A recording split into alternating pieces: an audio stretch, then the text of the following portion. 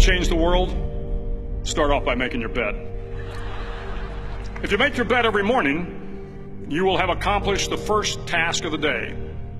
It will give you a small sense of pride, and it will encourage you to do another task, and another, and another. And by the end of the day, that one task completed will have turned into many tasks completed. Making your bed will also reinforce the fact that the little things in life matter. If you can't do the little things right, you'll never be able to do the big things right. And if by chance you have a miserable day, you will come home to a bed that is made, that you made. And a made bed gives you encouragement that tomorrow will be better. To pass SEAL training, there are a series of long swims that must be completed.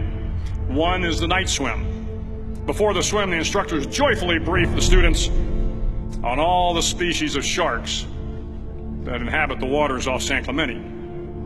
They assure you, however, that no student has ever been eaten by a shark, at least not that they can remember.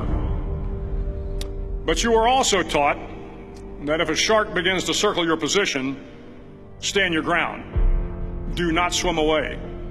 Do not act afraid. And if the shark, hungry for a midnight snack, darts towards you, then summons up all your strength and punch him in the snout, and he will turn and swim away.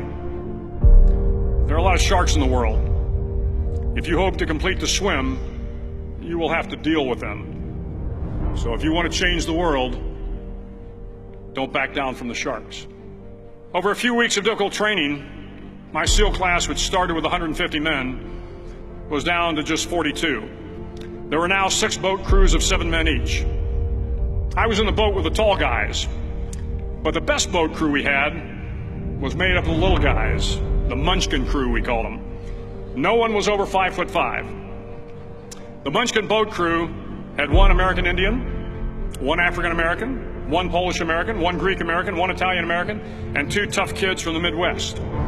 They out-paddled, outran, and outswam all the other boat crews.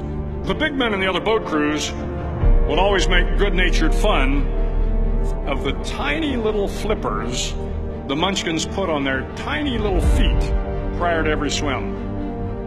But somehow these little guys from every corner of the nation and the world always had the last laugh, swimming faster than everyone and reaching the shore long before the rest of us. SEAL training was a great equalizer. Nothing mattered but your will to succeed, not your color, not your ethnic background, not your education, not your social status. If you want to change the world, measure a person by the size of their heart, not by the size of their flippers. The 9th week of training is referred to as Hell Week. It is 6 days of no sleep, constant physical and mental harassment, and 1 special day at the Mud Flats. The Mud Flats are an area between San Diego and Tijuana where the water runs off and creates the Tijuana Sloughs, a swampy patch of terrain where the mud will engulf you. It is on Wednesday of Hell Week that you paddle down to the Mud Flats and spend the next 15 hours trying to survive this freezing cold, the howling wind, and the incessant pressure to quit from the instructors. As the sun began to set that Wednesday evening, my training class, having committed some egregious infraction to rules, was ordered into the mud. The mud consumed each man till there was nothing visible but our heads. The instructors told us we could leave the mud if only 5 men would quit.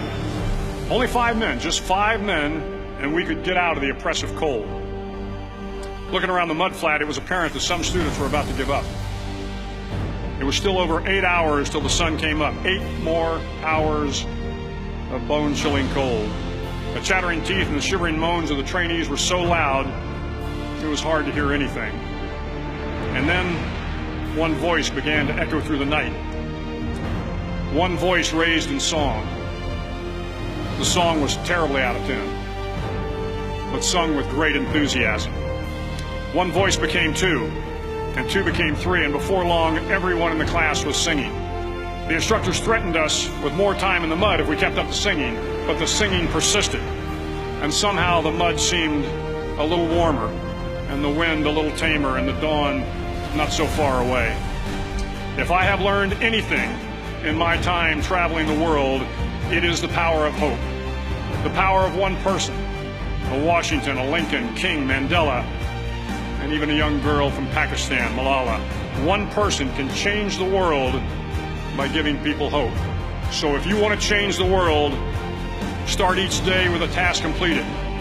Find someone to help you through life. Respect everyone. Know that life is not fair and that you will fail often. But if you take some risks, step up when the times are the toughest, face down the bullies, lift up the downtrodden, and never, ever give up. If you do these things, the next generation and the generations that follow will live in a world far better than the one we have today. And what started here will indeed have changed the world for the better.